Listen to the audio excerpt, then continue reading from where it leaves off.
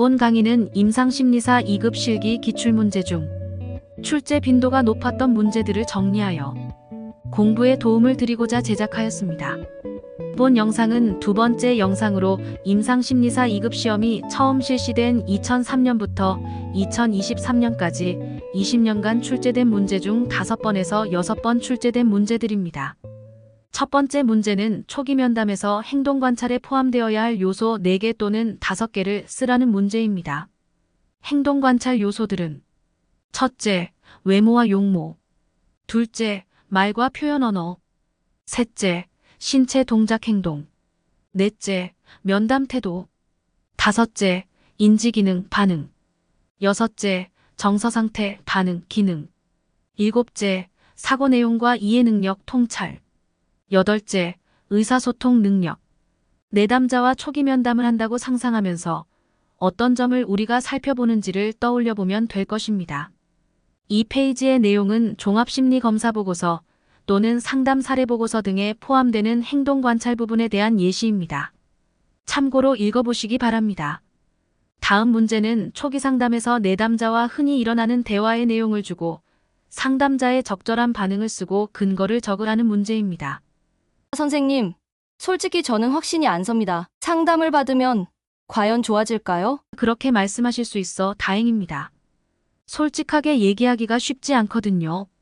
오해는 마세요. 선생님을 못 믿어서가 아니라 그냥 막 불안해요. 좋아지지 않으면 어쩌죠? 이에 대한 적절한 상담자의 반응은 처음 상담을 받는 상황이라 얼마나 긴장되고 염려가 되시겠어요. 상담을 받고도 문제가 해결되지 않을까 마음이 불안한 것 같군요. 그러한 누구누구님의 마음을 충분히 이해할 수 있습니다. 누구나 다 처음 맞는 상황에서는 불편함과 불안을 느끼게 됩니다. 누구누구님께서 현재 느끼는 자신의 감정과 겪고 있는 어려운 점을 상담에서 편하게 얘기하다 보면 좋아지실 것입니다. 저도 누구누구님이 겪는 어려움이 해결되도록 돕기 위해 함께 최선을 다해 노력하겠습니다. 적절한 상담자 반응의 근거는 막연한 불안감을 갖고 있는 내담자의 마음을 충분히 반영 및 공감해주고 이러한 감정이 상담 초기에 가질 수 있는 정상적인 감정임을 인지시키고 격려한다.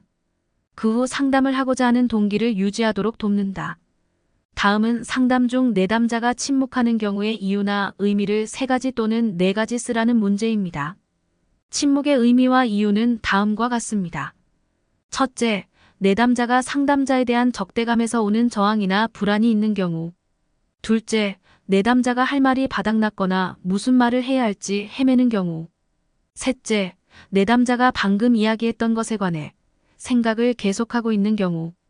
넷째, 내담자가 자신의 생각이나 느낌을 표현하려고 최대한 노력하는데도 말로 잘 표현하기 힘든 경우. 다섯째, 내담자가 자신의 말에 대한 상담자의 확인이나 해석을 기대하고 있는 경우.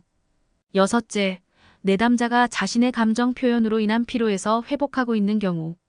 이외에도 여러 이유가 있을 수 있습니다만 본인이 기억하기 쉬운 4가지 정도를 암기하시면 좋겠습니다.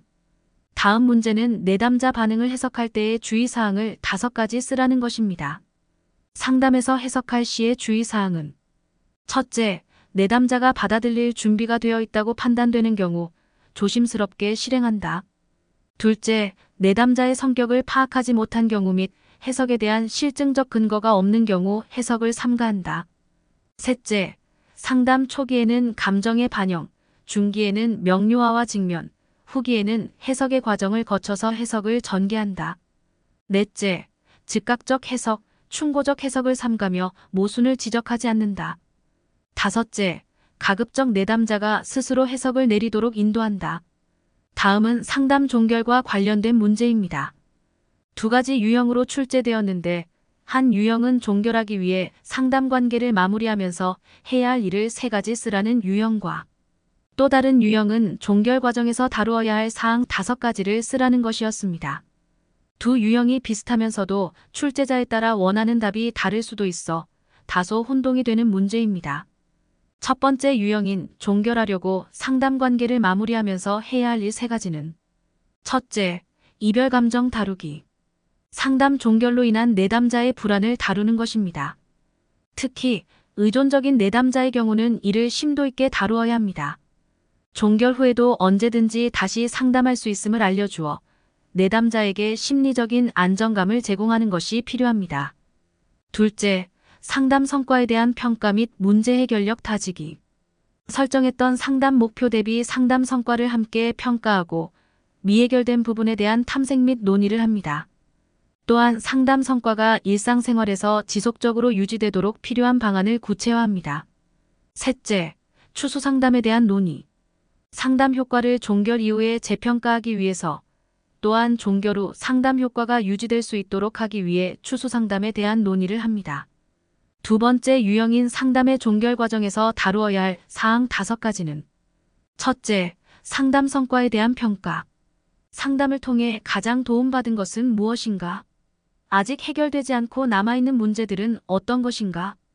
둘째, 증상의 재발 가능성에 대해 논의하기. 내담자가 스트레스나 환경적인 요인으로 악화될 시 증상이 재발할 수 있음을 알려줍니다. 또한 스스로 극복하고자 노력하는 것이 중요함을 상기시켜줍니다. 셋째, 종결 후 상담 효과 지속시키기. 상담을 통해 얻은 행동들을 삶에서 어떻게 유지시켜 나갈 것인가? 상담의 효과가 오래 유지되지 못하고 이전으로 돌아간다면 어떻게 하겠는가? 넷째, 이별의 감정 다루기. 이별은 상실이 아니라 다른 새로운 여정의 시작임을 얘기합니다. 다섯째, 의존성 문제 다루기. 상담 관계를 끝내는 것에 대한 두려움, 불안감에 대해 충분히 다룹니다. 여섯째, 다시 찾아올 수 있음을 알리기. 상담이 종결되더라도 상담자가 어떤 방식이든지 도움을 줄 의도가 있음을 내담자에게 알려주도록 합니다. 일곱째, 추후 상담 계획. 상담 효과를 종결 이후에 재평가하고 종결 후 유지될 수 있도록 하기 위함입니다. 다음 문제는 경청에 대한 문제인데 복원된 문제의 유형이 연도별로 조금씩 달라 혼선이 있지만 한꺼번에 묶었습니다. 내담자의 말을 경청하고 있음을 보여주는 상담자의 구체적인 방법이나 태도 5가지를 묻는 문제입니다. 이 문제에 대한 답안도 여러 가지가 가능할 수 있어 가능한 답을 모두 실었습니다. 이 페이지의 답은 일반적으로 상담심리 교과서에 나오는 경청에 관한 내용입니다. 경청의 구체적인 방법은 첫째, 내담자를 향해서 앉는다. 둘째, 개방적인 자세를 취한다. 셋째, 때때로 상대방을 향해 몸을 기울여 앉는다. 넷째, 시선을 통한 접촉을 적절히 한다.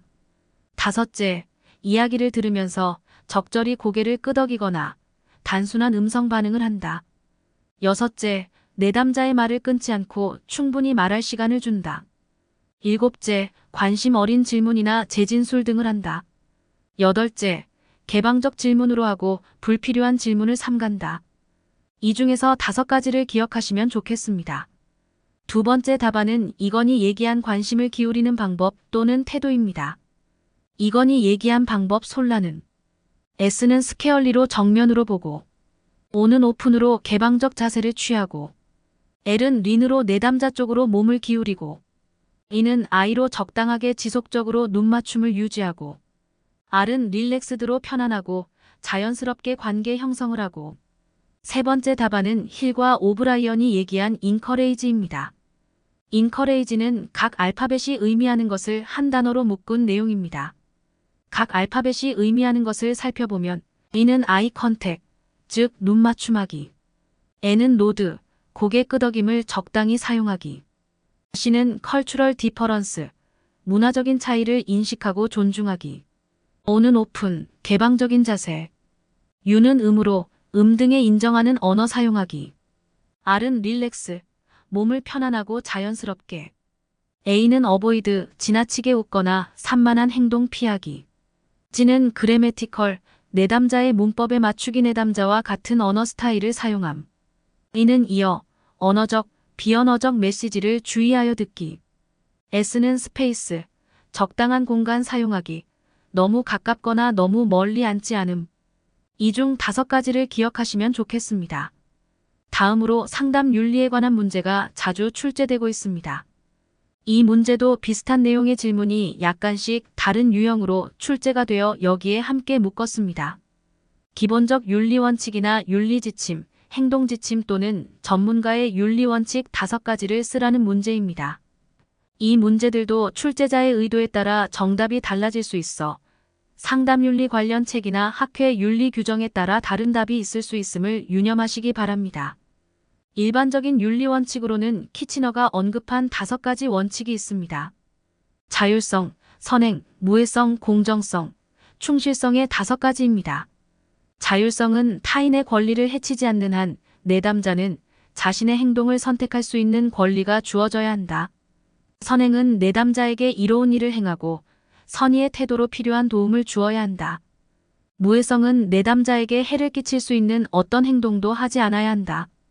공정성은 모든 내담자는 평등하며 성별, 인종, 지위에 관계없이 공정하게 대우받아야 한다. 충실성은 상담자는 내담자에게 믿음과 신뢰를 줄 수 있어야 하며 상담 관계에 충실해야 한다. 일반적인 윤리 행동 지침으로는 첫째, 상담자는 자신의 개인적인 욕구가 내담자에게 어떤 영향을 미치는지 자각해야 한다. 둘째, 상담자는 자신의 태도, 가치관 등이 상담 관계 및 내담자에게 어떤 영향을 미치는지 인식해야 한다. 셋째, 상담자는 내담자의 비밀을 보장해야 하며 상담 관계에 부정적인 영향을 미칠 수 있는 문제들은 내담자에게 알려야 한다. 넷째, 상담자는 자신의 한계를 명확히 알고 있어야 하며 내담자에게 적절한 도움을 제공하기 어렵다면 슈퍼바이저의 도움을 받거나 다른 상담자에게 의뢰해야 한다. 다섯째, 상담자는 치료적 관계를 명백히 해칠 수 있는 다른 관계, 즉 금전적 관계, 성적 관계 등을 가져서는 안 된다. 전문가로서의 윤리 원칙은 첫째, 비밀 유지. 내담자의 요청이 있는 경우와 비밀 보장 원칙의 예외 상황 외에는 상담 내용을 타인에게 노출하면 안 되고 비밀을 꼭 지켜야 한다. 둘째, 유능성. 상담자는 내담자가 어려움을 해결할 수 있도록 전문적인 도움을 주어야 하므로 그에 맞는 능력을 갖추기 위해서 자신의 강약점, 기술, 한계에 대해 자각해야 하고 이를 보완하기 위한 지속적인 교육 수련으로 최신 기술을 습득하며 사회의 변화에 민감하게 대응할 수 있어야 한다. 셋째, 전문적 한계. 상담자는 자신의 능력과 자격 이상의 부적절한 조력 활동을 해서는 안 되고 자신의 전문적인 한계를 인식해야 한다. 내담자에게 효과적인 조력을 할 수 없는 경우 다른 상담자에게 의뢰해야 한다. 넷째, 이중관계. 상담자는 내담자와 상담 관계에 영향을 줄 수 있는 다른 사적 관계, 이중관계를 피해야 한다. 다섯째, 성적 관계. 상담자는 이전에 성적 관계를 가졌던 사람을 내담자로 받으면 안 되고 상담 관계 중에 내담자와 성적 관계를 가져서는 안 되고 상담 관계 종결 이후 3년 동안 내담자와 성적 관계를 맺어서는 안 된다. 그 밖에 좀 더 구체적인 내용을 살펴보고 싶으시면 한국상담심리학회나 한국상담학회 윤리 규정을 참조하시기 바랍니다. 또 다른 윤리 문제로 이중관계에 관한 질문이 자주 출제됩니다. 최근에는 다중관계라는 말을 사용합니다만 이중관계의 의미와 피해야 하는 이유, 구체적인 예, 다루는 방법을 쓰라는 문제입니다. 다중관계란? 상담자, 내담자 간의 관계에서 전문적 관계 이외에 다른 관계가 존재하는 경우를 말한다. 다중관계를 피해야 하는 이유는 다중관계는 심리상담사의 객관성과 전문적인 판단에 영향을 미칠 수 있기에 이를 피하여야 한다. 구체적인 예로는 상담자, 내담자 관계인 동시에 상담자가 내담자의 친인척, 친구, 직장 상사 등의 관계인 경우, 상담자가 내담자의 상사이거나 지도교수 또는 평가를 해야 하는 입장에 놓인 경우, 상담자, 내담자 관계 이외의 사적 관계, 경제적 거래 관계, 성적 관계를 갖는 경우, 이를 다루기 위한 방법으로는 상담 초기에 건강한 경계를 설정한다. 의도하지 않게 다중관계가 시작된 경우 적절한 조치를 취한다. 이중관계에 잠재적 문제가 나타날 때 슈퍼비전을 받도록 한다. 이중관계가 상담의 성과에 영향을 줄 수 있다고 판단되면 다른 상담 전문가에게 의뢰한다. 다음 문제도 유형에 따라 다양한 정답에 있을 수 있는 문제 중 하나입니다. 인지행동 치료에서 소크라테스식 질문에 대한 문제로 유의사항을 6가지 쓰라는 유형과 특징을 3가지 쓰고 구체적인 예시를 2가지 쓰라는 유형의 문제가 출제되었습니다. 소크라테스식 질문 사용 시의 유의사항 6가지에 대한 첫 번째 답은 질문 과정에서의 유의할 점들입니다. 첫째, 변화의 가능성을 보여주는 질문을 하라. 둘째, 구체적 성과를 얻을 수 있는 질문을 하라. 셋째, 내담자를 학습 과정에 참여하도록 이끄는 질문을 하라. 넷째, 내담자에게 도움이 되는 수준의 질문을 던져라. 다섯째, 정해진 결론으로 이끄는 질문은 피하라. 여섯째, 개방형 질문을 사용하되 필요한 경우 때때로 선다형의 질문을 사용할 수 있다. 유의사항에 대한 두 번째 답은 소크라테스식 질문법 전반에 대한 유의사항 측면입니다. 첫째, 내담자의 문제, 생각, 신념을 포착하여 최대한 명확히 하고 시작한다. 둘째, 내담자의 자발적인 표현이 가장 효과적이다. 치료자가 섣불리 답을 말해주지 말라. 셋째, 내담자가 좌절하지 않도록 이 작업이 매우 어려움을 안내한다. 넷째, 내담자가 취조를 받는 느낌이 들지 않도록 공감 및 관심 있는 태도를 보인다. 다섯째, 내담자가 자동적 사고를 찾은 후에는 그 의미의 유용성에 대해 교육한다. 여섯째, 치료 과정에서 다룬 것과 앞으로 다룰 것에 대해 숙고하는 시간을 가진다. 소크라테스식 대화의 특징 3가지와 구체적인 예시 문제에 대한 가능한 답입니다. 소크라테스식 대화의 특징에 대해서도 출제 관점에 따라 다양한 답안이 가능할 것 같습니다. 소크라테스식 대화의 3가지 핵심적 특징은 질문을 통한 신중한 탐색, 진솔하고 상세한 개인적 진술을 촉진, 그리고 비판적이고 교육적 접근이라 할 수 있습니다. 첫째, 질문을 통한 신중한 탐색을 돕습니다. 소크라테스식 대화에서 치료자는 진지하게 생각하게 하는 질문을 함으로써 내담자와 대화에 참여합니다.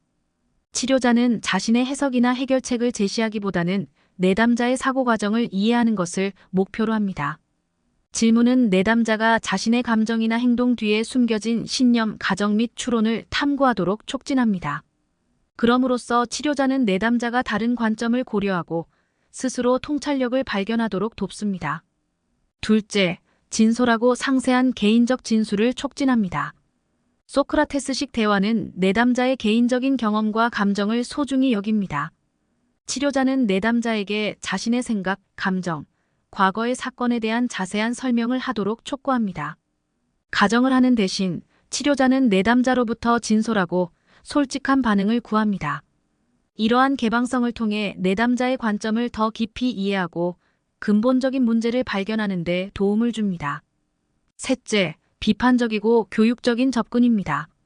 소크라테스식 질문은 비판적 사고를 촉진합니다. 치료자는 내담자가 자신의 신념, 편견 및 가정을 검토하도록 안내합니다. 결론의 타당성에 의문을 제기함으로써 치료자는 자기 성찰을 촉진합니다. 목표는 답을 제공하는 것이 아니라 내담자가 스스로 해결책을 찾을 수 있도록 하는 것입니다. 따라서 자각과 개인적 성장을 촉진하는 교육 과정입니다. 구체적 예시는 다음에 전형적인 질문 중 2가지를 쓰시면 좋겠습니다. 논리적 논박. 그와 같은 신념이 타당하다는 논리적인 근거는 무엇인가? 경험적 논박. 그와 같은 신념이 타당하다는 현실적, 경험적 근거는 무엇인가? 실용적 기능적 논박. 그와 같은 신념이 당신이 추구하는 목적을 달성하는데 어떠한 도움이 되는가? 철학적 논박. 그와 같은 신념이 당신의 인생에 있어서 어떠한 의미를 지니는가? 대안적 논박. 현 상황에서 좀 더 타당한 대안적 신념은 없는가? 다음은 인터넷 중독을 벗어나는 방법을 4가지 또는 5가지 쓰라는 문제입니다. 이 문제도 역시 다양한 답이 가능할 것으로 보이지만 일반적인 방법을 제시하면 첫째, 인터넷 사용 시간을 체크하고 시간 관리를 하게 한다. 둘째, 비생산적인 일에 왜 몰두하는지 욕구를 살펴본다. 셋째, 대리만족할 수 있는 활동을 개발하게 한다. 넷째, 가족과 친구 등 주변의 도움을 받도록 한다. 다섯째, 컴퓨터를 거실로 옮기거나 집에서 치운다. 여섯째, 신체 활동 및 운동을 권장한다. 이 중에서 5가지 정도를 기억하면 좋겠습니다. 다음 문제는 놀이의 치료적 가치를 3가지에서 5가지를 쓰라는 내용입니다. 놀이의 치료적 가치는 학자에 따라 다소 차이가 있지만 대표적으로 셰퍼가 언급한 치료 요인을 보면 제시된 자료와 같습니다. 이 중에서 중요한 5가지를 들면 치료적 관계 형성에 유용하다. 감정 및 의사소통의 수단으로서 아동을 이해하고 진단하는 데 유용하다. 카타르시스, 즉 정화로 치유 효과가 있다. 자아 존중감을 높인다. 대인관계 능력과 사회적 기술을 발달시킨다. 이 5가지를 기억하면 좋겠습니다. 다음은 만성정신질환자의 재활 개입 방법 또는 치료적 개입에 포함되는 구성 요소를 3가지 또는 4가지를 쓰고 설명하라는 문제입니다. 재활 개입 방법에는 사회기술훈련 환자교육, 가족교육 및 치료, 직업재활, 지역사회 지지 서비스, 다양한 주거 프로그램이 대표적입니다. 각 방법에 대한 구체적인 설명은 시간 나실 때 본 페이지의 상세 내용을 자세히 읽어보고 기억하시기 바랍니다. 지금까지 긴 영상을 보고 공부하시느라 수고 많으셨습니다. 다음 영상에서 다시 뵙겠습니다. 감사합니다.